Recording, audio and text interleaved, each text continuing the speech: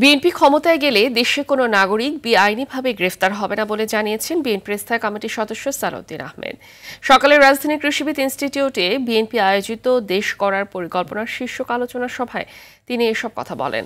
সালাউদ্দিন বলেন, আওয়ামী লীগের গুম খুনের ইতিহাস ভুলে গেলে গণতন্ত্র আহত হবে। একটি দল আওয়ামী লীগের ভোট প্রাপ্তির আশায় তাদের বিরুদ্ধে একটি কথাও বলছে না। ৭১-এর চেতনা নিয়ে যারা রাজনীতি করতে চেয়েছিল তারা ব্যর্থ হয়েছে জানিয়ে তিনি আরো বলেন, ধর্ম বিক্রি করে নয়, পরিকল্পিত পরিকল্পনা নিয়ে নির্বাচন করতে চায় বিএনপি।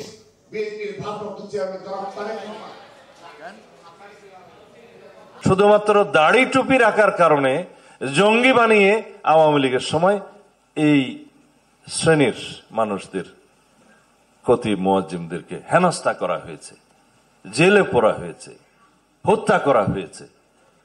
তারা আমাদের কাছে নিশ্চয়তা চেয়েছে, সেরকম আর হবে না। তো আমরা বললাম, শুধু ইমাম মুয়াজ্জিম কেন, বাংলাদেশের কোন নাগরিক বেআইনিভাবে কখনো গ্রেফতার হবে না।